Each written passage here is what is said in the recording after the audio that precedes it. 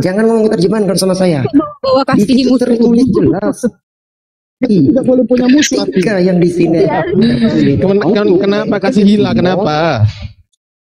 Jadi apa tidak diajarkan seperti di Al-Quran kan? Apa kaitannya dengan tema Ali? Sudah Ali turun deh. Ali ganti yang lain dulu deh. Langsung sampai jangan diladeni nanti nggak ngomong bisa orang yang di luar Ali bicara kritik teks kok. Bicara kasih hilah. Apaan lagi nih? Lanjut. Yang lain lanjut. Lanjutkan diskusinya. Aduh, sesuai tema dong Ali. Oke, begini ya teman-teman. Di situ memang kita juga mengakui bahwa ada beberapa kata yang memang berbeda sih. Cuma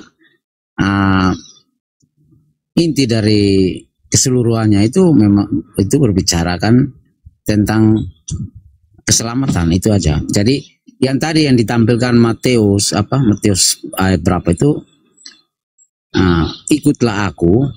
Saya rasa itu waktu pemanggilan murid-murid yang pertama. Ikutlah aku dan kalian akan menjadi penjala manusia, kayaknya seperti itu. Jadi, di sini saya memang mengakui bahwa kitab saya memang ditulis oleh saksi-saksi, ditulis oleh manusia. Jadi ada perbedaan itu biasa. Kami memakainya semua. Kami memakainya semua. Perbedaan itu tidak masalah bagi kami, tidak mengganggu iman kami. Karena memang kitab itu ditulis oleh manusia, kitab kami itu.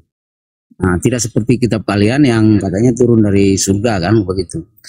Friend, lu kalau lagi bahas agama lu, kalau mau bahas agama lain, tolong bawakan dalilnya, jangan lu asumsi pribadi. Mana Al-Quran itu itu seperti yang lu maksud? Pakai dalil lah. Ini orang dari tadi dibiarin lo sembarangan. Ini waktunya kami atau waktu? Iya, tapi dari tadi kalau kita ngomong pakai data, lu nge-framing. Gua punya room di sini, gua nggak membiarkan di sini orang-orang BO banyak bicara, nggak bawa data lagi. Ya udah bicara aja kalian. Udah malam, aku kasih sedikit ya. Karena dikatakan validasi Alkitab itu, kitab suci dikatakan valid ketika dia bisa membuktikan nubuatan yang dia katakan itu tepat. Saya kasih contoh nubuat tempat. Mau bahas nubuatan, yuk. Sama nih. Tunggu, ini mau turun. Tempat mana nih nubuatan? Tetap aja validasi kitab suci, tetap aja. Jangan ke nubuatan. Ayat 14. Nubuat silsilah Yesus dari suku Yehuda di Kejadian 49. Pak Wan Excel ini suara akan ditolak. Itu di Yesaya 53.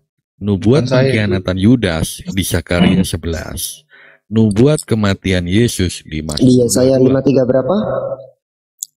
Yesaya 53 berapa? 53 ayat 3. Nubuat kebangkitan dan kesucian di Mazmur 16 ayat 10. Itu aja singkat dari saya sebelum saya turun.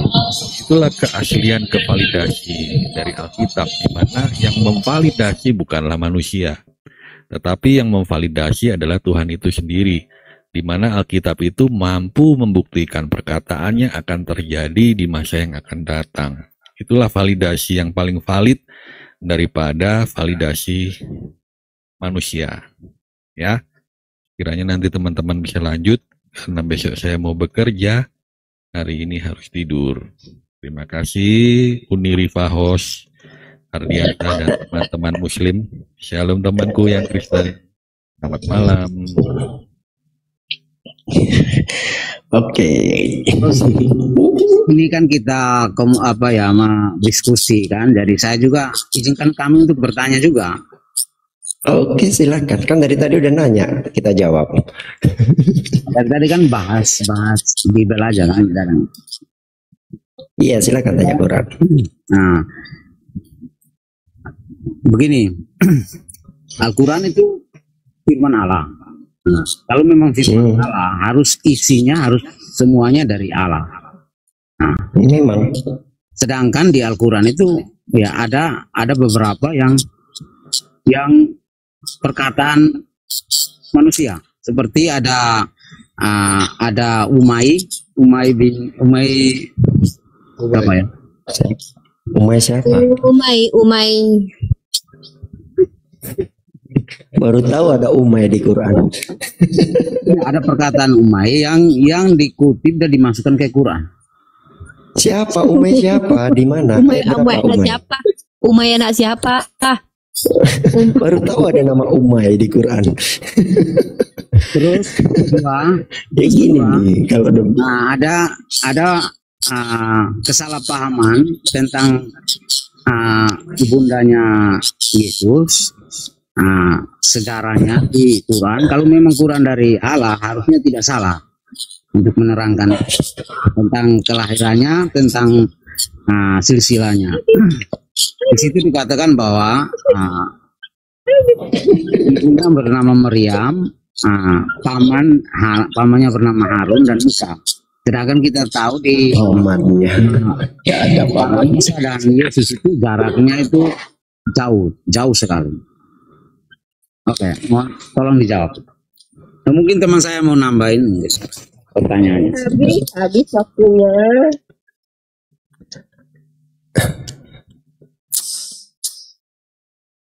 Ada yang mau jawab?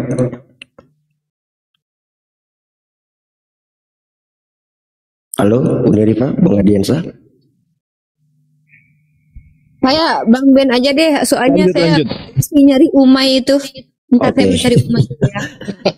Saya masih ketawa dengan Umay. Saya nggak tahu ini dapat cerita dari mananya. Umay siapa? Umaynya itu. Umay siapa? Saya baru tahu, baca didengar sekarang kita namanya Umay itu. Terus kalau Kalau Umar bin Khattab, kalau Umay bin siapa ya? Binti apa bin ya? Nah ya, kalau masalah Ukhta Harun itu juga adik-adik juga dijelaskan. Itu Rasulullah juga bilang, itu merujuk orang dulu, itu menisbatkan namanya pada orang-orang saleh terdahulu. Bukan berarti kalau dikatakan bahwasanya dia adalah saudara Harun, bukan berarti dia adalah adiknya atau kakaknya. Tidak, sama dengan ketika dikatakan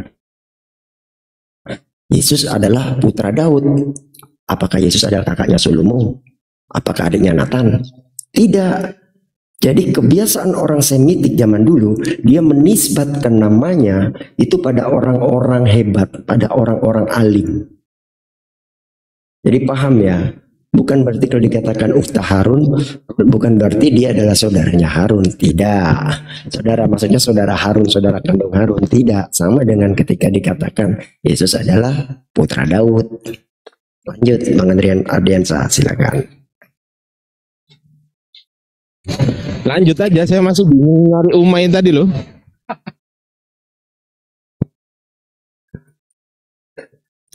Saya tertarik sama tadi temannya yang mengatakan tidak merubah makna. Bang Adiansa bisa bikin Kodeks Sinai Markus 16 mulai 8 sampai 20. Oh, itu bukan cuman Markus yang saya bisa tunjukkan. Saya bisa tunjukkan Iya, puluh. saya juga banyak. Kita kasih yang paling banyak aja, Bang Ardiansa. Jadi Pak, kabarin Bang Ardiansa. Ya, kebetulan saya di bis Silakan, ini. Bang Ardiansa. Jangan. Jawab, Bang, nggak apa-apa. Gimana caranya om saya di bis nggak pegang laptop? Oh, di bis. Iya. Kita bisa tunjukin dari Pak. Buset, digedein sama Unirifa. Jadi kalau Anda lihat di Kodeks Sinai itu pasal 16 itu hanya berhenti di ayat 8. Itu juga di paragraf pertama. Di situ ada hanya berhenti di kata epobuntugar. Yang mereka lari, ketakutan. Paragraf kedua sampai ayat 20 zero. Ada isinya, kosong. Bagaimana mungkin Anda mengatakan ini hanya perbedaan makna, perbedaan kosakata aja? Saya pikir kalau yang satu ada isinya, yang satu nggak ada isinya, itu bukan perbedaan kosakata. Ya, gini aja Bang Ben, suruh cek aja dia. Ada nggak Markus 16 ayat 9 sampai 20 di Bible mereka ada nggak? Kalau ada, oke. Terus sekarang kita cek dulu di Bible mereka ngambilnya dari mana gitu loh. Apakah dari Kodeks Sinaiticus ataukah Kodeks Vatikanus? Karena kodeks tertua mereka nggak ada yang lebih tua daripada Kodeks Sinaiticus. Atau ya setelah Sinaiticus baru Vaticanus. Betul. Nah, Jadi lalu jadi Alexandrianus. ya betul. Jadi Ketua, itu pun jaraknya sebentar Bang Ben. Itu pun jaraknya. Saya ngomong masih nggak noise ya, ini aman ya. Noise dikit ya. Oke, jadi itu pun jaraknya dari Sinaiticus ke Vaticanus itu ratusan tahun juga. Dari Vaticanus ke mana Adrianus itu juga ratusan tahun juga. Nah, pertanyaannya kenapa pada saat di Kodeks Sinaiticus gak ada, terus sekarang di Markus 16 banyak ya sebenarnya teman-teman, di Yohanes 8 juga ada, di Markus juga ada, di Matius juga ada yang banyak sekali. Itu kenapa gitu loh. Pertanyaan saya kenapa kok muncul sekarang, dulu nggak ada, itu diambil dari mana? Nah, ada dua kemungkinan, satu ditambahi di karang. Nah, pertanyaan saya, siapa yang ngarang dan siapa yang nambahi? Silakan. Monggo jawab. Oh, belum habis waktu kita, Bang. Ya, silakan. Jawab, Bang Ben, waktu kita belum habis. Ini sedekain buat mereka. Soalnya dari tadi dari dua contoh konkret yang aneh kasih nggak bisa dijawab itu. Oke, aneh dulu ya. 34 dan Aneh dulu ya. 8. Aneh dulu ya. Oke, saya lanjutkan ya. Bahkan teman-teman, bahkan di teks asli Mesoratik dan juga teks aslinya Septuagint itu berbeda. Contoh di Judges 1 atau Hakim-Hakim 1 ayat 18. Silakan dicek. Di Septuagint berbunyi Yudah tidak merebut Gaza, tetapi di Mesoratik berbunyi Yudah merebut Gaza. Pertanyaan saya, mana yang benar? Katanya penulisnya diilhami Roh Kudus, ya kan? Ketika kita tanya mana yang benar, kira-kira jawabannya apa? Gitu kan? Ini waktunya masih berapa? Masih 1 menit. Ini bisa buat keramas ini. Tapi yang saya bingung, Umay tadi, Umay siapa ya? Umay bin siapa ya? Astagfirullahaladzim. Seperti di Esther. Jadi di Masoretik punya Yahudi, Esther 9 nomor 1 itu ada isinya. Ketika di Septuagint kita cek kosong, nggak ada 9 nomor 4. Nggak ada isinya itu. Ya, kalaupun muncul di belakangan abad-abad ke-5, abad-abad ke-6, abad 9, Bobiensis 10. Nah, ini pertanyaannya dari mana dia dasarnya gitu loh. Sedangkan Yesus sendiri hidup pada abad ke-1. Kodeksnya dibentuk pada abad ke-3, keempat, 320-an, 300 sekian lah. Nah, kurang lebih segitu. Nah, ini dari papirus-papirus itu kok bisa jadi kodeks, itu gimana ceritanya? Saya itu heran kadang. Ya kan? Iya, makanya saya tadi langsung kasih contoh konkret ya. Saya bandingkan antara kodeks Sinai dengan Textus Receptus. Ternyata bedanya jauh, guys. Textus Receptus itu abad keberapa coba? Orang Kristen bisa jawab gak? Abad 15. Itu ditulis oleh Erasmus. Baru di situ ditambahkan Yohanin koma 1 Yohanes 5 ayat 7 itu baru ditambahkan Bagendang. Sebelumnya dia menjadi catatan kaki. Setelah versi Erasmus cetakan ketiga atau kedua saya lupa, itu baru yang catatan kaki digeser masuk ke dalam jadi ayat.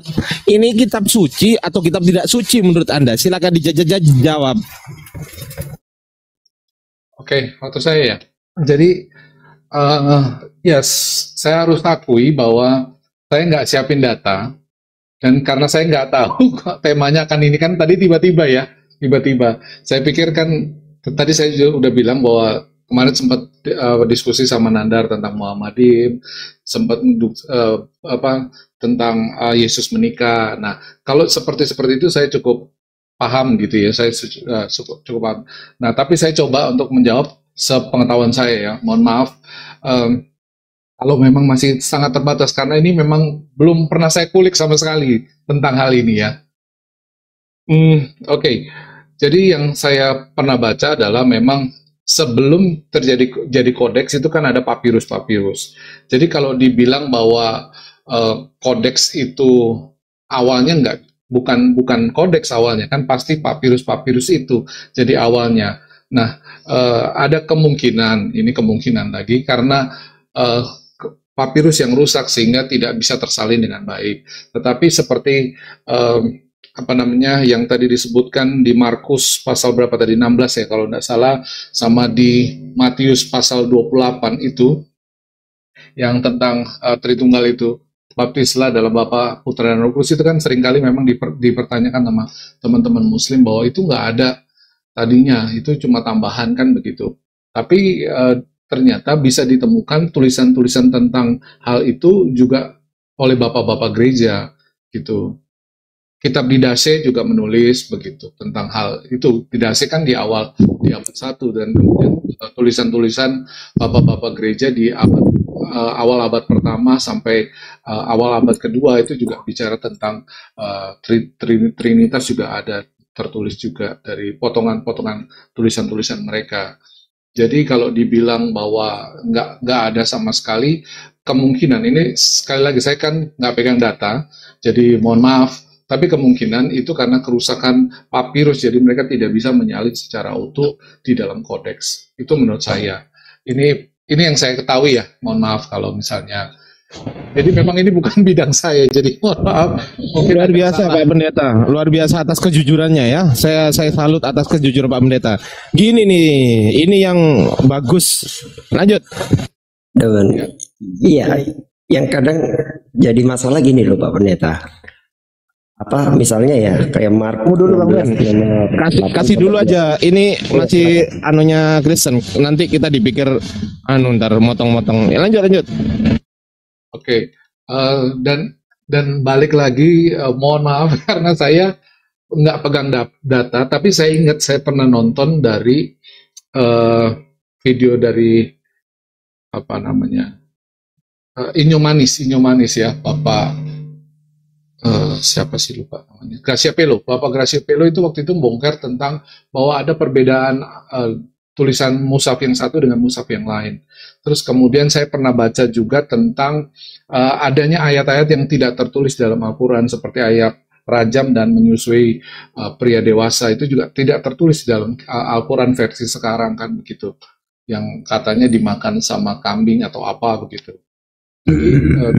Terus kemudian Al-Quran juga bilang bahwa kalau itu dari Tuhan, tidak ada kontradiksi begitu kan antara yang satu dengan yang lain gitu kan, tidak ada kontradiksi.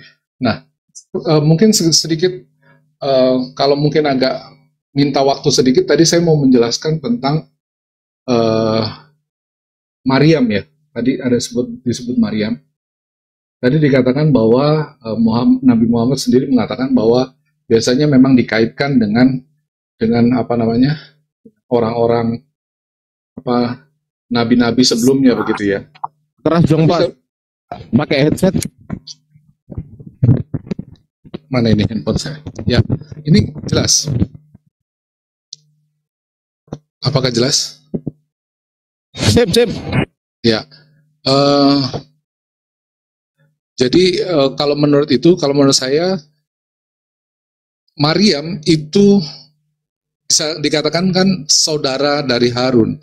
Nah, setahu saya kalau dihubungkan dengan orang-orang sebelumnya itu pakai nama anak, nggak mungkin pakai kata saudara. Karena Yesus juga disebut anak Daud. Jadi bukan saudara. Dan tidak bisa dibuktikan bahwa ada garis keturunan antara Harun sampai ke Maria. Karena Maria itu sukunya Yehuda. Sama dengan Yusuf. Yusuf juga dari suku Yehuda. Sedangkan Harun itu suku Lewi. Jadi itu tidak berkaitan langsung begitu. Jadi kalau dibilang saudara, sepertinya saya belum pernah menemukan selain kasus ini bahwa ada yang dikaitkan dengan leluhurnya tapi dengan kata saudara. Yang saya tahu pakai kata bin atau anak atau ben begitu. Dan kemudian kalau lihat dari silsilah dalam Alkitab, baik Maria baik Yusuf itu keturunannya Yehuda, sukunya Yehuda bukan suku Lewi. Oke, itu mungkin penjelasan saya tentang Maria. Terima kasih. Gimana Umay udah ditemukan belum? Saya tambahin sedikit ya. Yang saya maksud tadi Umayyah bin Abisa. Ini kenapa syair-syairnya Umayyah itu dimasukkan ke Quran? Umayyah siapa? Tolong, nah dijawab. Mungkin waktu masih ada, mungkin teman saya. Umayyah siapa Pak? Kalau boleh tahu Pak, baru dengar saya. Umayyah itu setahu saya itu nama kekhalifahan Bani Umayyah yang didirikan oleh Muhammad. Iya. Umayyah siapa Pak? Kalau boleh tahu. Bin Abisal. Ayatnya atau ayat apa ayat Al-Qur'annya? Iya, saya baru dengar ini nama Umayyah dikaitkan dengan Quran. Setahu saya Umayyah itu nama dari kekhalifahan. Kekhalifahan pertama setelah Khulafain Rasyidin itu adalah kekhalifahan Umayyah yang didirikan oleh Muawiyah bin Abi Sufyan. Bang Ben, biar diselesaikan dulu, kurang 12 detik Bang Ben. Enggak baik Bang Ben. Umayyah bin Abisal itu saya lihat di Google itu penyair.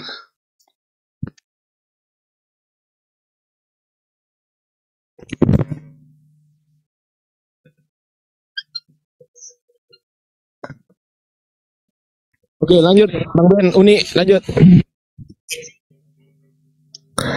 Oke, saya nggak tahu ya, saya baru nama dengar ini. Setahu biasanya yang dilempar subhatnya tentang Amru al-Khais, dan itu sudah dibantah habis ya, karena memang nggak ada satupun terbukti bahwasanya syair dari Amru al-Khais itu dimasukkan dalam Quran.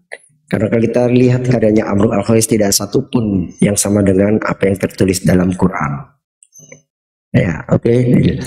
Terus sebenarnya saya nggak tahu ya dari beberapa contoh konkret tadi yang saya bawa, memang nggak bisa terjawab. Saya yakin nggak bisa terjawab. Terus ketika mengatakan, oh ini dari kodek ini, papirus ini, sampai hari ini tidak bisa tervalidasi. Misalnya di Mark 16:8-20, tidak bisa tervalidasi. Papirus apa itu? Kalau nggak salah itu muncul abad 14 apa 15 itu baru ada itu. Mark 16 mulai 8-20. Dan ketika ditanya papirus apa, nggak bisa dijawab. Kodek apa, nggak bisa dijawab. Sampai hari ini nggak bisa dijawab. PR lah buat saya. Makanya saya masih bertanya-tanya. Kalau mengatakan itu dari papirus, P berapa? Dari minuskul Greek yang mana? Dari perkamen yang mana? Dari kodek yang mana? Sampai hari ini saya nggak pernah menemukan jawaban. Itu aja dulu, silakan Bro Adiansa. Unirifa dulu mungkin. Bang Ardiansa, soalnya saya nemenin anak tidur. Oke, sehat selalu ya Uni buat anaknya dan Unirifa. Amin. Oke, saya akan berusaha membantu menjawab. Nanti bisa dicatat ya. Jadi omongan saya ini nanti bisa dicatat, bisa dicek langsung ke mushafnya ya. Tadi kan bilang Pak Wan Excel di mushaf Quran itu berbeda. Pertanyaannya apanya yang berbeda kan gitu kan?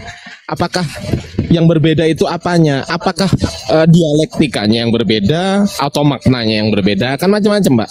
Kalau soal dialektika itu tidak merubah makna. Contoh, gue mau makan sama gua mau makan, gua mau maem, kan sama aja, nggak merubah makna. Intinya saya mau makan, kan gitu kan?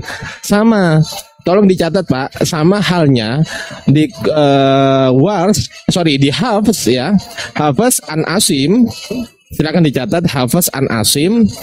Pada Al-Fatihah itu ada Maliki Yaumiddin. Pada Wars an-Nafi itu tulisannya gini, Maliki Yaumiddin. Yang satu Maliki Yaumiddin, yang satu Maliki Yaumiddin. Apakah artinya sama? Sama maknanya, Pak. Maknanya sama, tidak merubah. Itu satu. Dua, surat Al-Baqarah ayat 184. Dicek di situ, ada tulisan di Hafs itu tulisannya miskin. Teman-teman boleh bantu cek ya. Al-Baqarah ayat 184, di situ ada tulisan miskin. Di Wars, riwayat Wars itu ada tulisan masakin. Apakah berbeda? Sama. Maknanya adalah orang-orang miskin itu juga. sama. Jadi tidak merubah makna. Gitu Pak. Jadi itu bantahan dari saya ya, karena saya Islam, saya harus mengcounter pernyataan-pernyataan dari Anda untuk memutuskan, nanti bisa dicek sendiri. Jadi seperti itu Pak. Kemudian tadi apa ya? Syubhatnya yang lain tadi apa tadi? Bang Ben? Ustaz Harun. Hah? Tentang ini apa? Harun, itu udah Anda jawab Tentang tadi. ayat yang menyusui. Oke, ayat-ayat menyusui. Ayat dulu. Oke, Dikit. begini. Di situ kan tertulis bahwasanya telah tertulis ayat rajam dan ayat menyusui. Pertanyaan saya, di mana itu Pak tertulis Pak? Ya itu tadi sepertinya di hadis ya. Sepertinya di hadis. Iya di hadis saya tahu. Maksud saya di situ kan hadisnya kan bilang bahwasanya tertulis di Quran. Sekarang saya mau tanya, di mushaf mana itu tertulis di Quran Pak? Yang saya pernah baca ya, itu kan apa namanya, mereka pada waktu itu kan memang belum ada kertas, jadi menulis di potongan kayu, di potongan apa. Bukan Pak, itu nulisnya di suhuf Pak. Saya potong ya, mohon maaf ya. Itu nulisnya di suhuf. Suhufnya itu biasanya terbuat dari pelepah kurma. Kalau nggak gitu perkamen, ya perkamen tuh bisa dari kulit binatang kan gitu. Nah, sementara cerita di situ adalah burung-burung masuk lalu memakannya, betul ya Pak ya? Saya paham ya, tapi saya pernah baca. Iya, ceritanya gitu. Nah, pertanyaan saya, burung jenis apa yang memakan pelepah kurma? Dan burung jenis apa yang bisa mengangkat kasur Rasulullah sehingga bisa mengambil suhuf Al-Quran itu dan memakannya? Burung jenis apa Pak? Artinya berarti hadisnya palsu. Bukan hadisnya palsu, tetapi matannya Pak, matannya. Jadi gini, di situ ada perawi, ada periwayat yang dia sebetulnya meriwayatkan secara jujur, namun dia pelupa. Dia itu lupa Pak, gitu loh. Bukan berarti dia nggak jujur loh ya, dia jujur tapi lupa dia meriwayatkan hadis itu. Itu kalau nggak salah Muhammad ibnu Ishaq kalau nggak salah. Bisa dicek teman-teman di hadis soft, diketik saja itu kalau nggak salah hadisnya Ibnu Majah 1934. Ibnu Majah 1934 kalau saya nggak lupa, ya, bener nggak? Ada tambahin ya. 1934 kalau nggak salah itu. Nah, di tertulis ya, di situ tertulis bahwasanya telah turun ayat-ayat rajam dan persusuan untuk orang dewasa kan gitu kan? Bener kan Pak? Nah iya, secara matannya. Jadi hadis itu Islam tuh nggak main-main Pak, soal apa namanya Quran, soal hadis nggak main-main. Artinya apa? Artinya selektif banget Pak. Bahkan untuk mengambil sebuah hadis itu harus tahu dia siapa biografinya. Si ini tuh siapa? Katakannya Muhammad ibnu Ishaq. Ini dia siapa? Oh dia itu ternyata menulis tentang sejarah Rasulullah. Tapi sirah nabawiyah. Tetapi dia tidak handal di dalam meriwayatkan sebuah hadis. Dan juga pada saat usia berapa dia itu ditanya soal seperti itu, ternyata dia itu jujur sebetulnya, tapi dia lupa. Nah begitu Pak. Lanjut mungkin Unirifa atau Bang Ben. Tambahin ya. Ini tambahin dikit. Oke, untuk yang biasa subhat dibawa tentang ayat dimakan kambing, itu kenapa kok didoifkan? Karena ada 3 versi. Burung, yang kambing nggak ada, yang kambing nggak ada. Yang di Ibnu Majah itu dimakan burung, yang di Musnad Ahmad itu dimakan Oh ya betul, itu doif Jadi itu. tidak mungkin satu kejadian mendapat 3 versi, terdapat 3 versi. Itulah kenapa hadis tersebut didoifkan.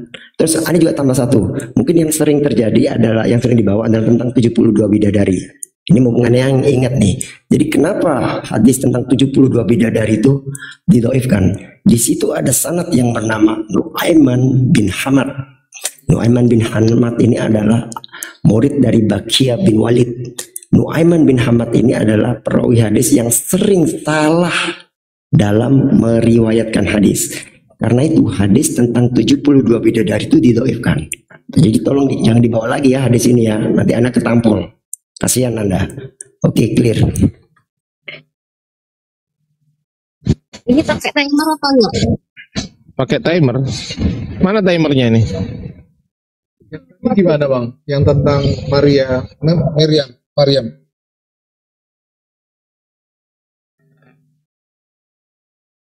Atau nggak usah type, kita tiktokan aja ya Pak ya, kondusif kok beliau. Siap. Iyalah, enak-enak begini lah pak. Kondusif soalnya. Ya gimana, kasihan Bapak Ida ini loh. Ibu, sorry, ibu ternyata.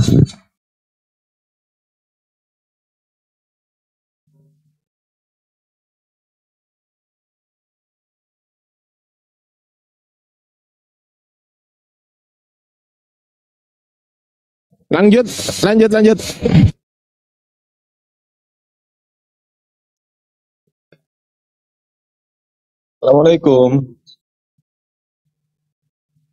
Ya, Waalaikum.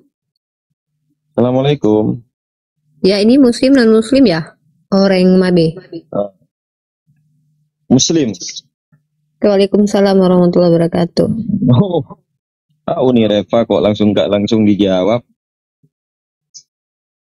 Iya, karena Salamnya. ada perbedaan menjawab salam dari teman muslim dengan non muslim.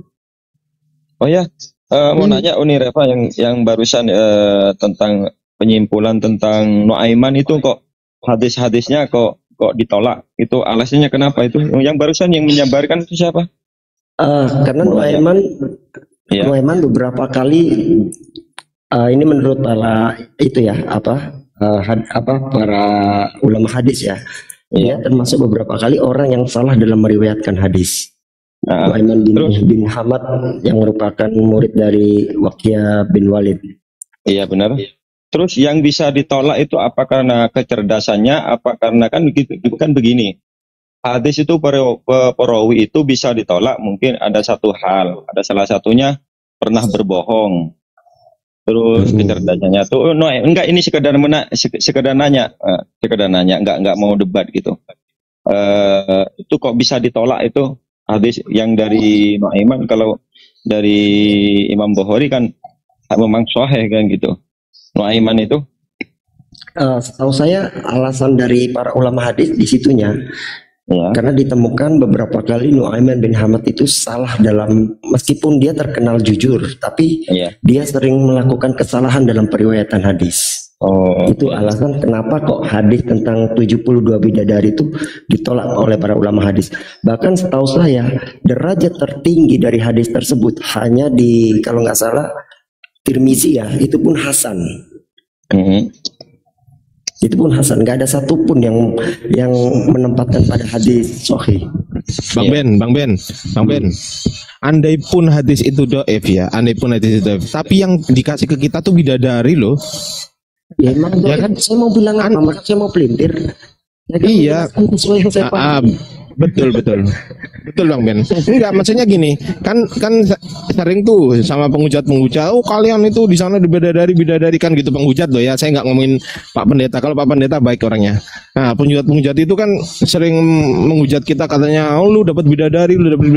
Mereka nggak nyadar di Matius 21:31 itu ada pasti undal itu masuk surganya mereka nggak nyadar itu gitu loh. Bahkan di Matius 19:29 dikatakan mereka akan mendapatkan ganti 100 kali lipat. Salah satunya adalah istri. Dan kehidupan yang kekal itu bicara tentang surga. Karena di situ jelas tertulis adelpes, adopos, patera, matera, gunaika. Tapi ini dicoret, dihilangkan oleh LAI. Gunaika yang artinya istri ini dihilangkan, tapi kita bisa menemukan itu di KJV dan di original teksnya. Oke Pak Men, Secara khusus ini saya bisa. Tapi kalau tentang teks-teks ini saya kurang memahami ya, kurang kecil suaranya Pak, pakai headset dong. ya. Kita sharing aja, tenang aja, santai aja, kita sharing aja, bagi ilmu aja, apa-apa, bagi info, bagi ilmu. Ya, saya setuju itu, diskusi memang harusnya begitu ya kayaknya ya. Kita transfer ilmu. Ya, kalau tentang yang dikatakan tadi, jadi benar ya ini TikTokan aja lah kita ya. Ngobrol santai aja, kita ngobrol santai. Aja Pak, karena Waktu lagi. enak. Iya, jadi kalau tentang itu yang kamu akan menerima itu sebenarnya kan bukan berarti kita dapat 100 istri, dapat 100 ibu, dapat 100, itu bukan maknanya itu. Begitu. Bukan maknanya punya memang benar-benar 100, karena nanti Tuhan Yesus sendiri berkata bahwa di surga nanti itu kita nggak kawin dan mengawinkan, kita hidup seperti malaikat, begitu. Jadi nggak lagi mikirin istri, nggak lagi mikirin bapak, ibu, nggak lagi, karena di situ dikatakan tidak ada lagi hidup kawin mengawinkan, kawin mawin ya kita sebutnya, dan kemudian kami orang-orang yang di surga nanti hidup seperti malaikat. Jadi, tuduhan bahwa kami punya istri itu sepertinya salah gitu ya. Saya bisa nanggapi? Boleh nanya dulu? Boleh. Dikit taruh nih Rifa. Jadi ayat tersebut ini masih dalam satu ayat dan mendapatkan kehidupan yang kekal. Kalau yang di premis pertama dikatakan sebagai alegoris, konsekuensinya di premis kedua juga alegoris. Kehidupan kekal itu harus alegoris juga, karena masih satu ayat, bukan beda ayat. Itu konsekuensinya. Lanjut. Maksudnya ya kalau menurut saya nggak harus begitu, karena memang kami kan orang Kristen dijanjikan surga. Oleh saya percaya kepadaku dia tidak akan binasa, melainkan beroleh hidup yang kekal. Nah, itu janji dari Tuhan kepada kami buat orang-orang yang beriman kepada Yesus Kristus dan melakukan apa yang menjadi kehendaknya.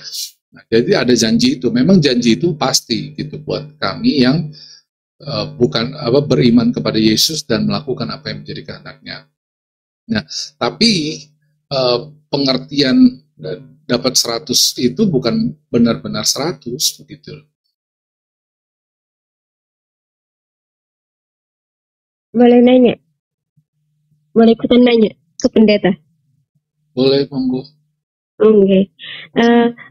Makna alegoris itu kan makna kiasan, gitu? Iya. Nah, untuk mengartikan makna kiasan itu dalam umat Kristen itu seperti apa? Soalnya kalau dalam umat Islam kan memaknai kiasan-kiasan tersebut pakai ilmu, dan ilmunya itu seperti ilmu sorok, ilmu balaghah, ilmu ilmu hadis, mantik, asbabul nurut, asbabul Ya, kalau kami bisa membandingkan dengan pernyataan-pernyataan Yesus yang lain. Seperti ya pernyataan Yesus yang mengatakan bahwa nggak ada kawin mawin di surga, nanti hidup seperti malaikat. Jadi kita bisa memastikan bahwa itu adalah sebuah kiasan.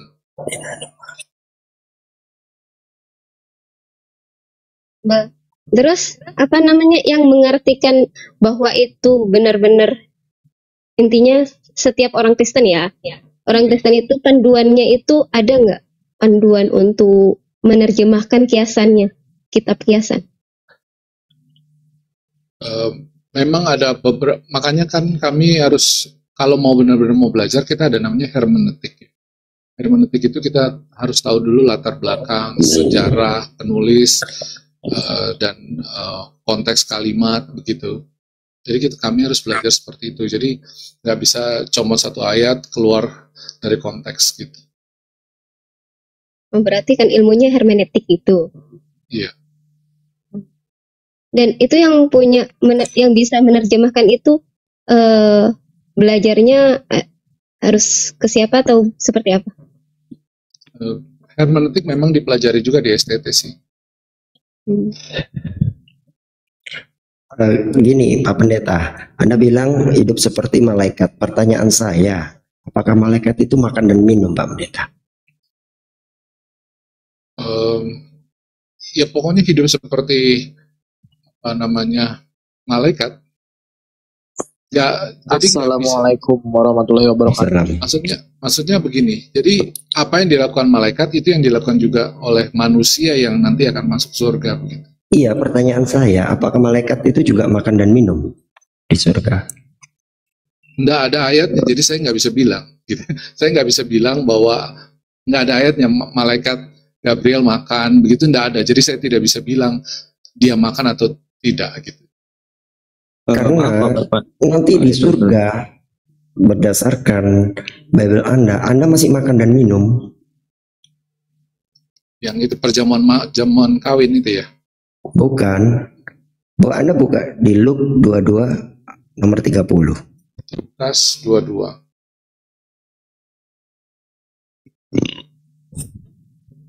Bentar ya.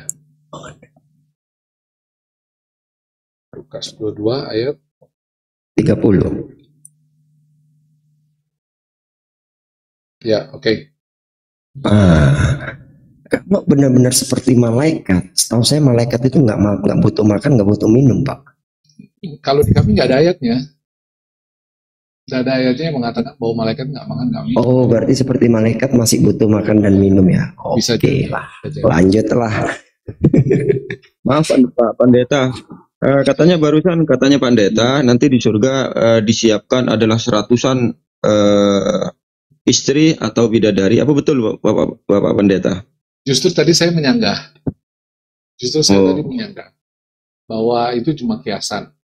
Karena Terus sebenarnya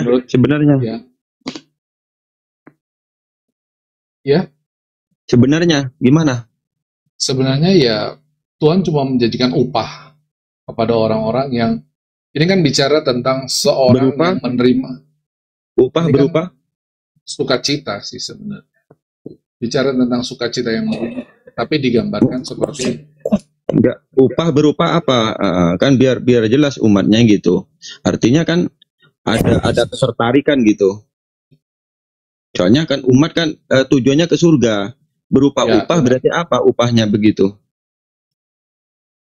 Ya, jadi kalau di kami, mohon maaf, di kami itu kami nggak berpikiran tentang mohon maaf ya, bukan menyinggung teman-teman, tapi kami nggak berpikiran tentang ada seks di surga. Kami nggak berpikiran tentang hal-hal kenikmatan. Jadi di sana kan bicara surga itu ada bicara sukacita. Jadi kalau bicara surga itu bicara sukacita bagi kami. Ya. Jadi ada sukacita yang melimpah lebih daripada waktu kita kehilangan. Kan gini konteksnya ayat itu adalah ketika seseorang yang meninggalkan keluarganya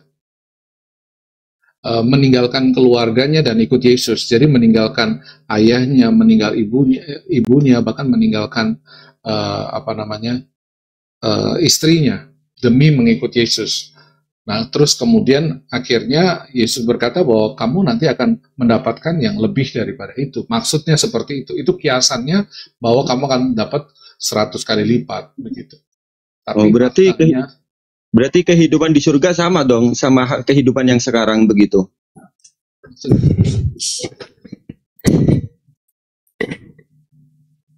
Cuman saya berpikirnya gini loh Pak Pendeta.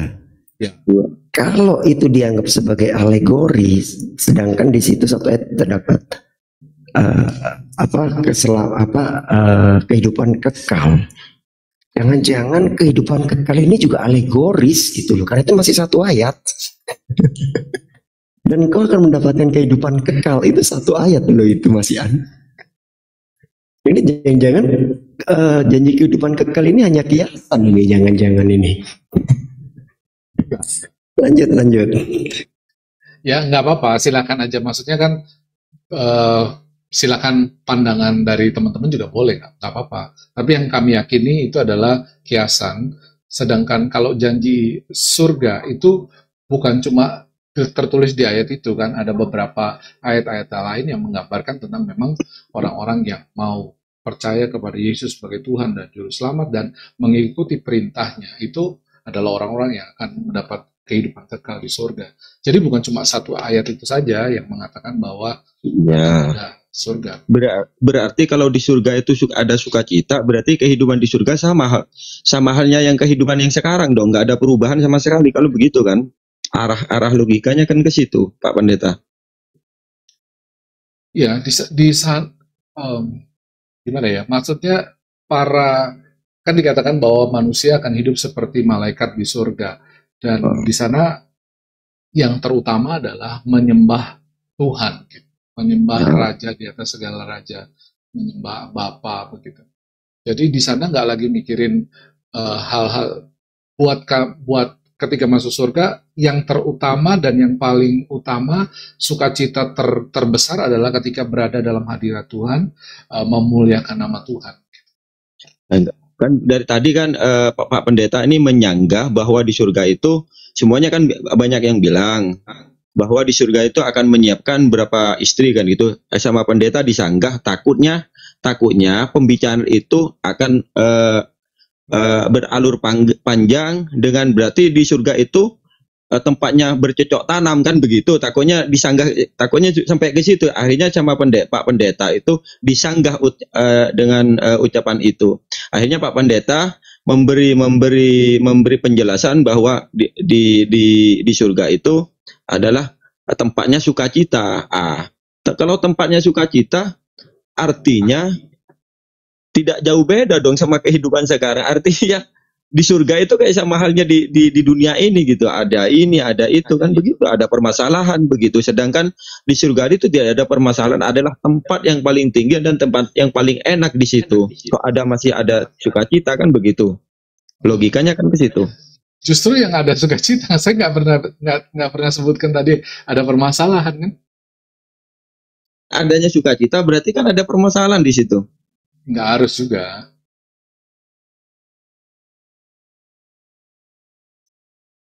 Ya, kalau cuma ada sukacita nggak harus selalu permasalahan. Kami percaya bahwa di sana salah satu pujian kami kalau orang meninggal, di seberang sana air mata hilanglah, di seberang sana damai kekal begitu.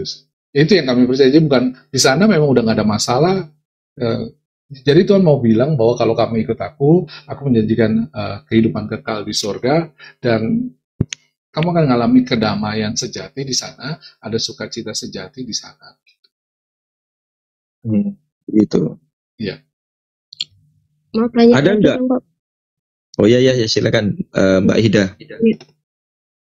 Mau nanya lain sih tentang surga juga, yang kan katanya hidup damai ya, tapi di Wahyu 12 ayat 7 itu kan ada peperangan surga.